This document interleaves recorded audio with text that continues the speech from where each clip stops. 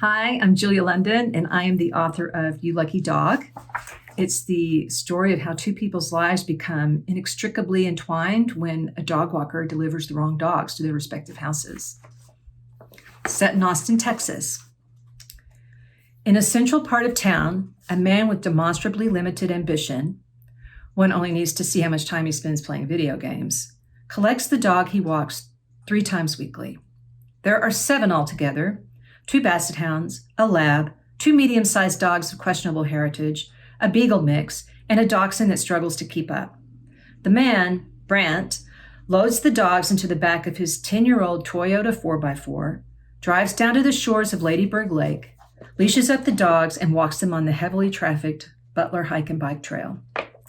He likes this particular route because there are other dogs and access points for the big dogs to swim. The dachshund's afraid of water.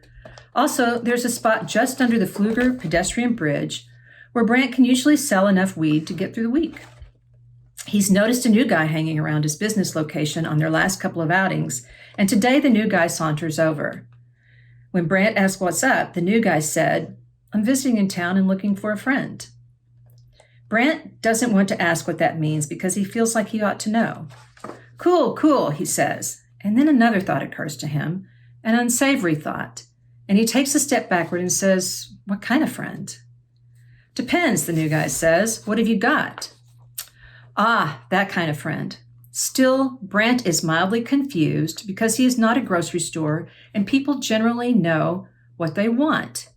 But he's relaxed because he had a little toke earlier, and this is Austin, and everybody smokes weed and everybody is cool with everyone. Well, except the new guy, it turns out. New guy is a cop, which Brant discovers after he makes a pretty good sale and what he thinks is a really funny joke about dogs and weed. That's when 2 squad cars roll up and the dogs start barking and the new guy reads him his Miranda rights. "Come on, man," Brant complains to the officer who cuffs him. "At least let me call my buddy to take the dogs home." In Old West Austin, just east of Terrytown, a woman in a blue sedan in desperate need of an oil change rockets down the gravel drive to a cottage tucked behind a much larger house. The cottage was once a carriage house. Then it was occupied by a coven of witches, or hippies, or maybe even Matthew McConaughey. It depends on who you talk to. And then renovated into a sleek urban sophistication by the Californians who bought the property and now rent it for an outrageous amount.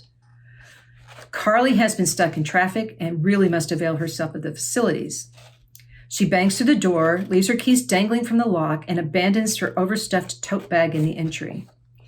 She is desperately trying to untie the strange but fashionable wraparound top with the billowing sleeves she is wearing, but in her rush, she draws up short and stares into the living room.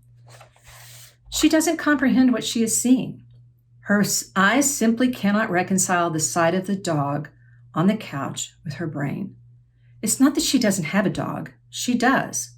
It's not that she doesn't have a basset hound. She does. But she doesn't have that basset hound. That is an imposter basset hound. An imposter so miscast in this role that it is on her couch eating one of her expensive throw pillows without an ounce of remorse, as telegraphed by the enthusiastic banging of his tail against the cushions. That dog is a mystery, but in the moment, Carly must make a necessary decision. She dashes off to answer the call of nature. Hours later, on a leafy street a couple of blocks from the woman's house, in another Old West Austin home that has withstood the onslaught of modernization and McMansioning that is going on around town, a university professor bangs through the side entrance with his arms around another university professor he's had a few drinks with tonight. Though his thoughts have turned to a slushy, boozy mess, he does notice that his dog is in the mudroom with her head pressed to the corner where the walls meet. He notes that her food bowl has not been touched and her favorite chew toy, the longhorn with the missing horns, is on the other side of the room.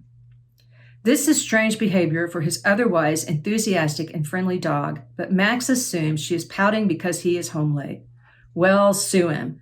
He watches out for his dad and his brother on top of a full-time job and 2 massive research projects, and sometimes a person develops an itch that needs to be scratched.